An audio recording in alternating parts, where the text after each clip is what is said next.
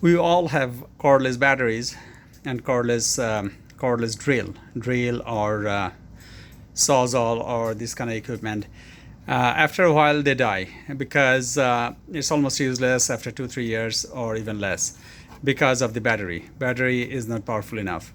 So I'll show how to actually rebuild these batteries, replace them, as well as if you want to increase, like for example, this is the older style, so it's 14.4 volts, and it's hard to find this whole this battery style. They make it obsolete, so we buy the newer ones anyway, and it's not probably worth making old ones because it's not powerful enough. So now this 14.4 can be increased to 18 volts or 24 volts. How? This is how. So in this 14.4, there are 12 batteries like this inside. So I opened it. It's pretty easy to unscrew them and pull it out. This is a bit tight, but comes off. So this is these are about 12 batteries there. 12 batteries, and these are 1.2 volts each. So 1.2 volts connected to each other and makes it 12 times 1.2 is 14.4 volts. Now, if we want to make it 18 volts, then we have to put 12 1.5 volts. Then it becomes 18 volts. As long as we connect it the way it is, like the positive of the battery, like this is the battery, new battery. So this is there's the negative and this is the positive. So to solder it, the positive of a battery has to be connected to the negative of the next battery. Then that negative positive of the next battery has to be connected to the positive of this next battery has to be connected to the negative of the next battery, and so on. Not negative to negative and positive to positive. It has to be the other way, because if it's negative to negative, all the negatives together, all the positives together, then the battery pack eventually will be 1.2 volts. Just more powerful, will last longer. Nothing else. But connecting this way, positive to negative, and then that one's positive to the other one's negative, always positive to negative. So at the end, we'll end up having a positive and a negative side.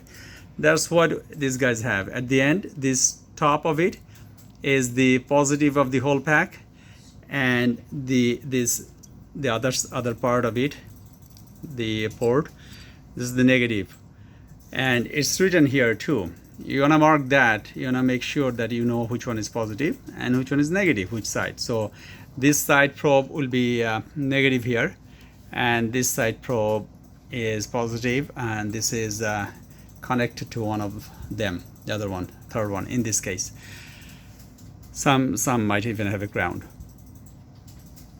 Now, warning, this is extremely corrosive. This is acid fume. All those dust, white dust, is probably sulfuric acid, H2SO4. The sulfuric acid's dust, fume, whatever it goes in the clothing, it will burn it. You won't see it right away, but after a day or two, you will see that they're as if mice or something chewed your jacket or clothing. So use hand gloves, face mask, and only people who know how to do it. It's for them, or who can venture. So what I'll do is I have to reuse this top port. So I'll try to unsolder it and then reuse it in the new battery. If I cannot, I'll just cut it and solder it back onto the battery. Now this is battery, and this is steel. It's not easy to solder with a normal soldering iron like this. I tried that, doesn't work. It's a cheap soldering iron, but it heats up enough. So we need this fluid. You can buy it from eBay, Amazon, online.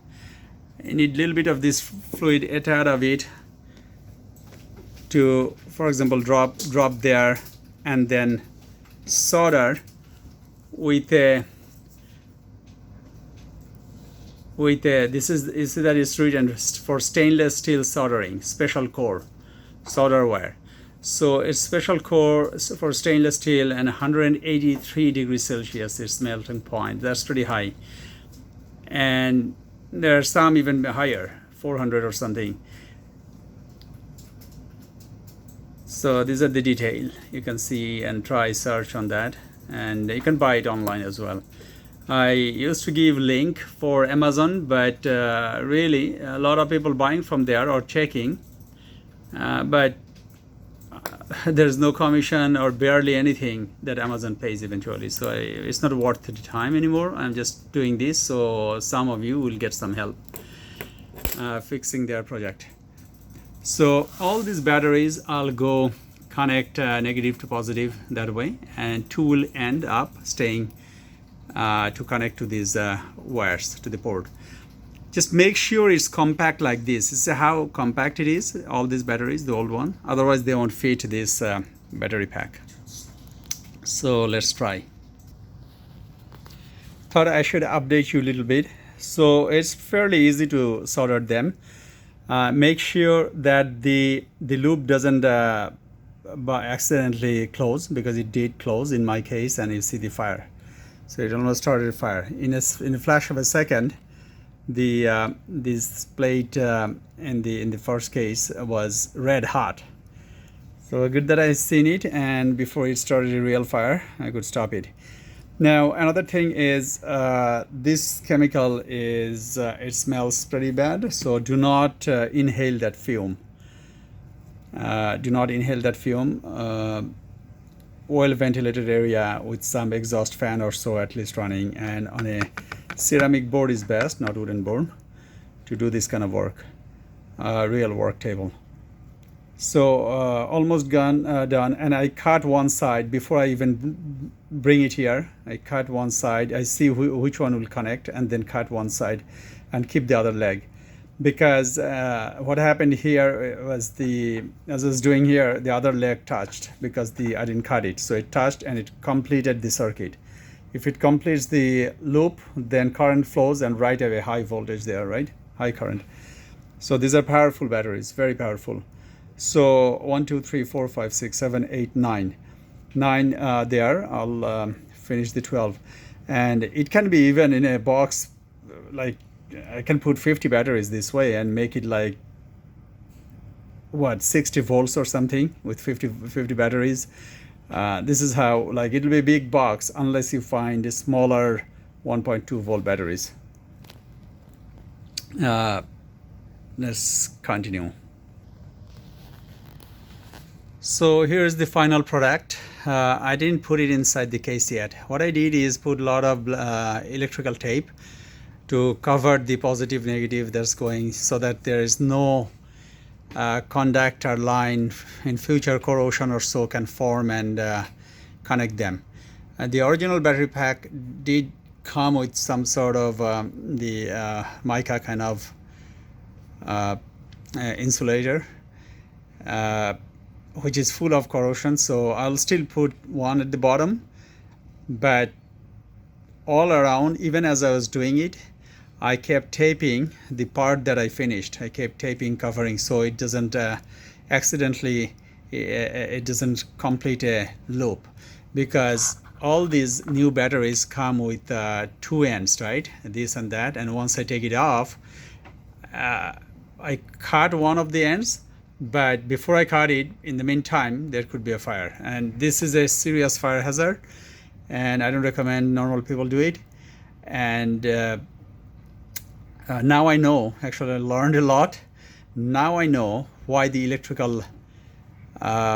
electric bikes, electric car, all these things starts a fire. Look, right here, this is the positive, this is negative, and this is also negative. They're connected here, right? They didn't cover this.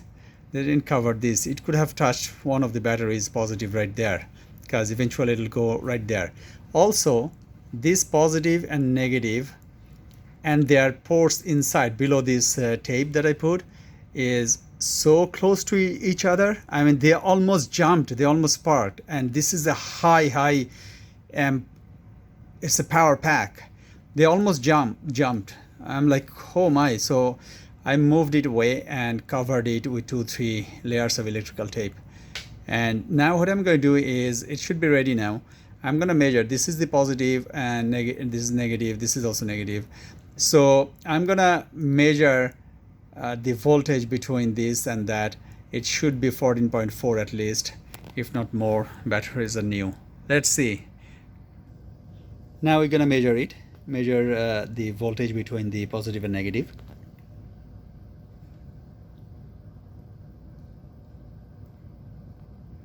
.02 volts. Fantastic. So it did work. All the connections worked. That's fantastic. I expected 14.4 at least, and now it's 15.02. Okay, that's enough. And so tells that the battery pack is pretty good. At least it's been sitting for almost 2 months. These batteries, I was gonna do it, but couldn't get the time. It looks like this thing is okay now. I regret not putting 1.5 volts. These are, each of the batteries are 1.2 volts, as I said. With 1.5 or 1.5, 12, it would make 14 volts battery. But remember one thing, this could be 14 volts, and your the drill itself, the drill motor, may not be able to take 18 volts. So because this was 14, drill's motor was made for 14. Well, they have tolerance. They should be able to take 18 before they burn out or so. But 24 might be too much, or 30 or 40. These days I see 40 volts power pack, right? So all you need to do is increase this, and many of the motor coils are actually good. Like I don't want to name brands, but so anyway, so that's it. I'm gonna put it into the thing, into this, to finish it up, and then start the drill. So that's it. We put it back in, and it should work fine.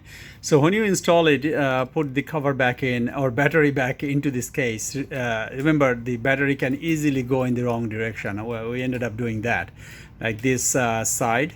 Without this cover, it's hard to know which side it should go. So it ended up here. Then we had to pull it out and then reverse it again. So because there's no screw hole, only one way to know. Like these holes matches all the way, so it was hard to see. Only this one didn't, because this one ended up on this side. So anyway, we took it out and put it back, and it's all good now. And we'll test it with the drill now. Hang on a second. Judgment time. Okay, so judgment time. This is the drill. Pretty big drill, heavy as well. So I'm gonna put it in. Yes, it was completely dead. Now let's see. Will it work? Oh, nice. And the other way. Good. So now I'll see if this battery charger will charge this battery. I'll actually pause it. So I hooked up the battery on its original charger, and it's charging fine now. So let's see how it works. The battery is very powerful, giving 15 volts anyway, and it should stop anytime. That's it. Be very careful with electric bike, electric scooter, electric cars. In fact, I'm not saying it's everybody's choice anyway, to be honest, but it's safety issue. So much so, these batteries amperage is so high, and keeping them in the attached car garage in the house, or in front of the house, or driving with them, I'll probably not proceed with it. In fact, I was looking for a car. I even actually booked one, Tesla or so, but I'm not gonna go. It sounds weird. Sounds I'm scared, but I don't want my family to be sitting on these kind of batteries with these kind of connections. No. Those are different batteries, I understand, but the amperage is way too high, way too high. Gasoline, we get some time to get out. With thermal runaway, with these batteries, there's no time. In 1 second or half a second, these batteries, those stainless steel plates were red hot in front of my eyes. All right, take care. Be safe.